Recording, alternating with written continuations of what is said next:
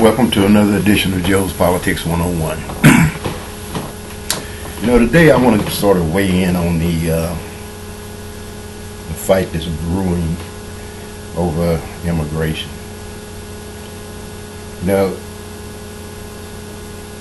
When it comes to minorities, very few minorities can hide or assimilate into what the mainstream America, what the so-called mainstream America is supposed to be. As an Afro-American, I can't assimilate into white society. It's obvious. My appearance, my makeup, my physical being just won't let me do that. And when you take Latins,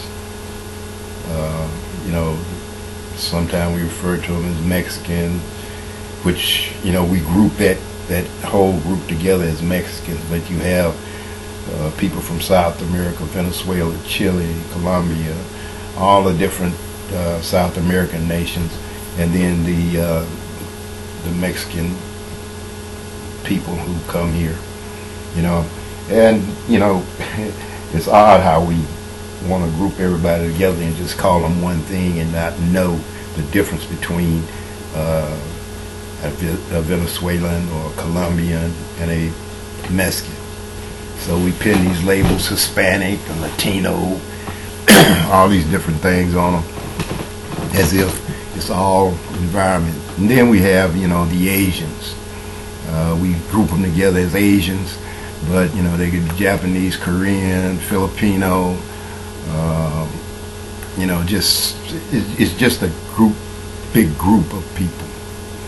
But on the immigration issue, the reason I want to talk about it for a few minutes, is because, I remember growing up when people from Mexico or maybe Venezuela, wherever they might have been coming from, used to come to this country and work. A lot of times, I used to hear people referring to them as wetbacks. They're here illegal. That's what that meant, that they were illegal in the United States. But they would come over here and they would work on the farms, come over here and harvest stuff, and during the seasons that it was when it was being harvested or when it was being planted, they would work on these farms. I grew up in an area where somewhat of a farm community, had a lot of farms, cattle. They raised cotton, cotton, grain, peaches, apples, oranges, stuff like that. But it was a seasonal thing. You have winter time, so during the spring months or during the planting times, you would see a lot of Mexicans here. And it seemed to be that everything was all right. Everything was cool with the white folks then,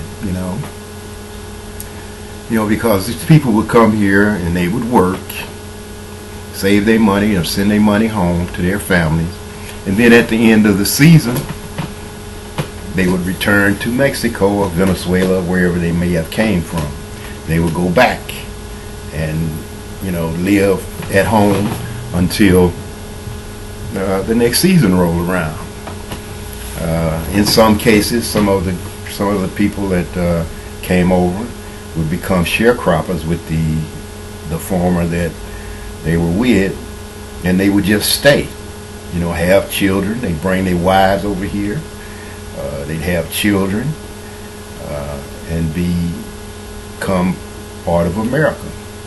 Most of them would learn some English, would learn how to speak some English, because if you stay in a place long enough, you're going to learn the language. What's amazing to me now is that, many more have come. And when those was coming over here back in the days when I was growing up in the 50s and the 60s, they were working for less wage than I would have worked for, or a white person would have worked for. So they were cutting the wages. I mean, you hear you're going to have to make some money, so you work for less. Well, that hasn't changed much. I've noticed that people that come here, I don't want to say illegal, but they come here to try and make a better life for themselves. Well, by them having to, by them not being authorized to be in the country, they have to take whatever wage they're offered, basically, for their skills. And I think that's what the big fight is about with the Republican Party having such a resistance to legalizing people who wants to come to the country and work or become citizens of the United States. It will force the people that are employing them to pay them the normal wage. And you can tell this how this functions. When a Hispanic or Latin American or Mexican or whatever comes into an area and they begin to work, you'll find that other guys like Afro-American contractors, Afro-American builders began to not be able to get any work because they don't work for the same price as the Hispanics do. I wish they would get this immigration thing under control, me personally. Excuse me. Because it would level the playing field wage-wise. I don't think if a person becomes legal in the United States that they would continue to work for the lesser wage. I just don't think it would happen. It would help our economy. It would improve the ability of other people to get jobs where these situations are being played out. Cheap wages is what everybody wants. Every business owner and every contractor and every aspect of our lives is centered around how much we pay a person. And most businesses are not willing to pay anyone a livable wage, a wage that's going to get them ahead or they think going to do good. It's amazing that nowadays, in this date and time, if you go out and buy a brand new car and you drive it to work, somebody's got something to say about that. I know people who have lost their jobs because they went and bought a pretty expensive car on the salary that they make, and the people who employ them can't understand how they can afford that. It's because they made their credit good and they managed to do that.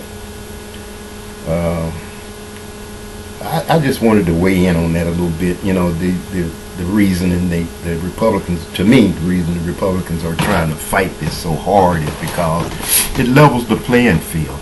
It puts people in a position to where, they want to be paid the same as everybody else is to be paid. And they like unions.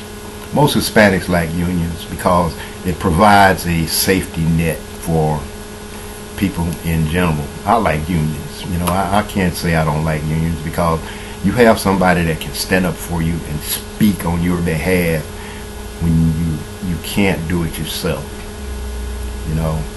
You don't go to court without a lawyer. You don't go to your job and expect your benefits without some form of help or someone to speak on your behalf as a group. The unions that have been killed in the United States is basically killed because of the bargaining power of the unions. The school teachers unions and steel workers unions and truck drivers unions and all of these things. These people make sure that you get the proper wage for what the times are. And that's about how that works. But I just wanted to weigh in on that immigration thing a little bit, just to kind of point out to some people who think that, you know, because a person comes from another country, he's illegal. The history of that goes way back. It goes way back. You know, way back to when they was just using the dry word wetback. You know, the illegal guy that was here to work. So we're going to pay him 75 cents an hour. And then the other guy over here that lives in America, we're going to pay him $1.25 an hour. And if he's a white guy, we're going to pay him $1.50 or $1.75 or $2 an hour. That's how it's always worked in this country. And I don't think it's much difference in any of that. You know, you see all these people like Jeff Sessions, well, them Session boys, one's from Texas, one's from Alabama. I don't know if they're kin or not, you know. But you see them doing that, and it's just amazing, you know. And they're old enough to know that. They're old enough to remember them days, you know, when people are passing through the migrant workers and all of that. Most of them were illegal. Most of them were not citizens of the United States. They came over here to work. They worked during that season, and then they would go back home. Everything was all kosher-dosher. Then, you know, you get that cheap labor come in. But now people want to live in this country. They know it's a good country to live in. You can have things. You can prosper in America. You know. And it's not just the Hispanics. You know. I think the lowest number of people that come to this country is Africans. You know, because of the attitude and the way they would be treated. They know how they would be treated here. But people like myself who were born and raised in America, I don't have anywhere else to go, so I stay here in my country. And I'm still being ostracized after years and years and years of discrimination. I'm still being discriminated against because of who I am and my skin color and my hair texture.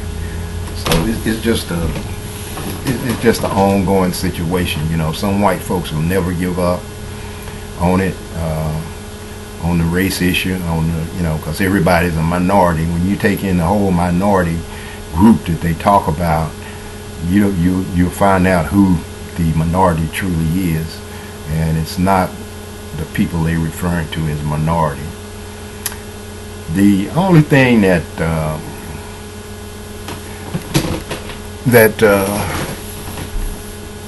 breaks some minorities up and that keeps us from being a truly powerful force in this country, as we are referred to as minorities, is that we don't pull together.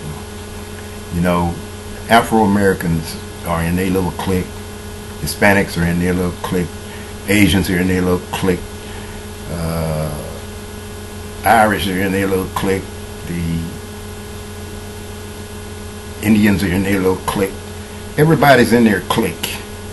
You know, they don't want to mingle and mix and you know, be American, you know. And as long as we're that way,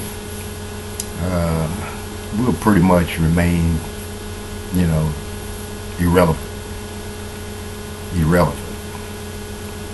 to what goes on in our government, how our government is. You know, they ostracizing President Obama for this, for that, and everything that they can possibly do to try to hurt him. But since he's been in office, our economy has improved. Jobs are beginning to come back. The only thing that's holding up everything is the resistance being provided by these so-called true Americans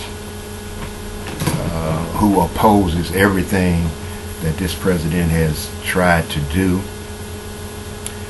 They spent 4 years trying to make sure that he would get defeated in this next election. They failed on that. And now they want to try to start blocking everything that they can. They want to change everything that they can so that they may again grab the reins and power of the United States of America. If we'd have had a Mitt Romney sworn in as president on January the 20th of 2013, I can guarantee you that by June of 2013 we would be bombing Iraq. I can guarantee you that, because that's what they're itching to do, start more wars. You know, you end one war to be in another war.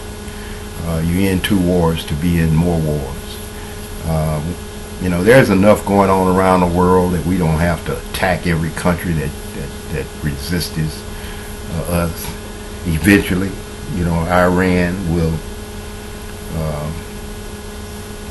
fold under the pressure, or they'll start the war themselves. And that would be a grave mistake for them to lash out at Israel or any other country in the Middle East unprovoked.